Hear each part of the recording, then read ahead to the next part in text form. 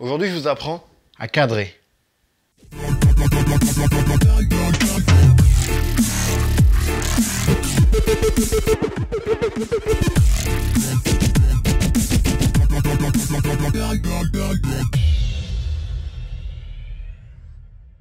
J'ai eu beaucoup de difficultés à faire des recherches pour cet épisode parce que moi personnellement j'ai appris tous les angles et tous les plans de caméra en anglais.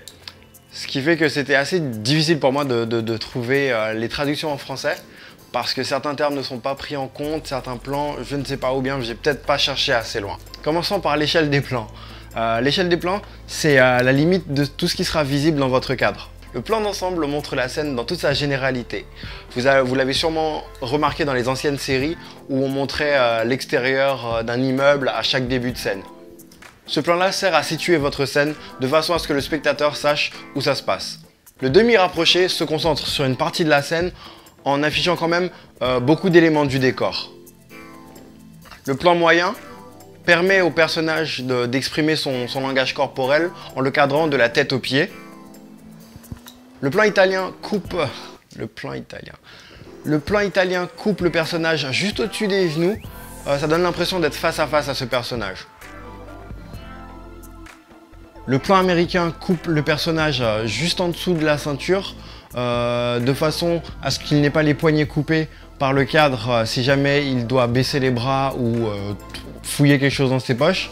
Ce plan a été utilisé dans les westerns où les cowboys devaient avoir accès à leurs armes facilement. Le plan taille, cadré bien sûr jusqu'à la taille. À ce moment-là, on commence légèrement à percevoir les détails des expressions de notre acteur. Le plan rapproché se situe entre la taille et la poitrine. Le plan poitrine, cadré jusqu'à la poitrine, permet de prêter attention à ce que dit l'acteur. Ainsi que le plan cravate qui permet de voir sa tête et le début du cou. Le gros plan garde les yeux et la bouche comme point important. On peut alors commencer à couper au niveau des cheveux pour garder le menton dans le champ. Garder le menton dans le champ. J'imagine un champ avec un...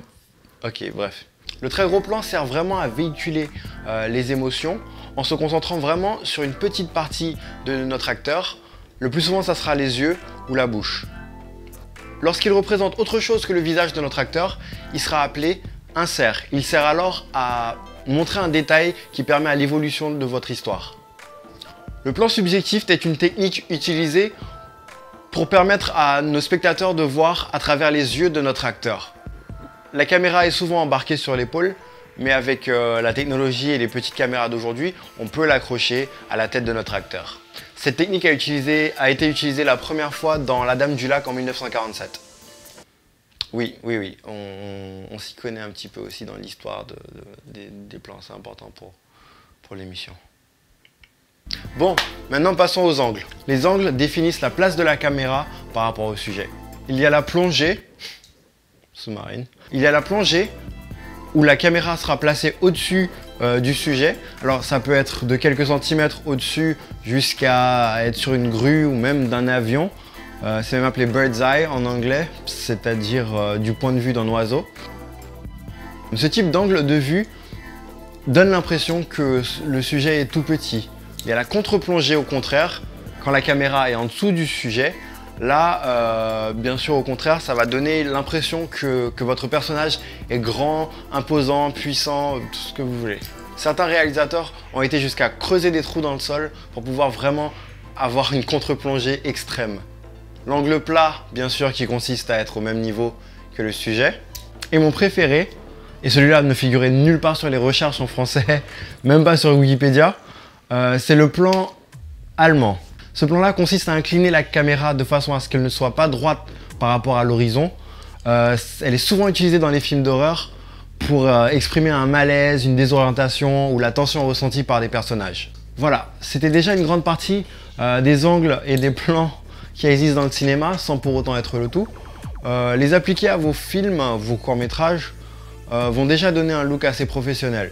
Et maintenant vous vous demandez sûrement quand est-ce que j'applique cet angle ou ce plan, blablabla. Bref, alors le meilleur moyen de faire en sorte que ça devienne instinctif, c'est de regarder des films et de prêter attention aux angles, aux plans et à tout ce que fait le réalisateur en quelque sorte. Comme si vous étiez vous-même derrière la caméra. Vous comprendrez tout de suite pourquoi il a utilisé ça à tel moment, dépendamment de ce qui se passe dans la scène. Je ferai éventuellement un épisode sur les mouvements de caméra pour compléter le tout. En attendant, ce que vous pouvez faire, c'est vous abonner à ma chaîne, partager cette vidéo pour ne pas rater le prochain épisode du réalisateur Fauché.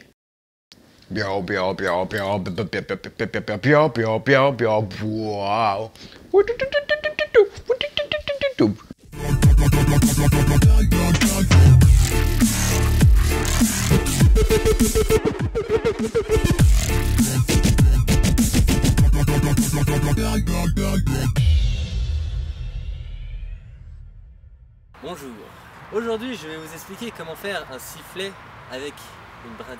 Alors vous prenez une herbe simple, assez solide, et ensuite vous rejoignez le pouce plus la paume. Et ça marche pas.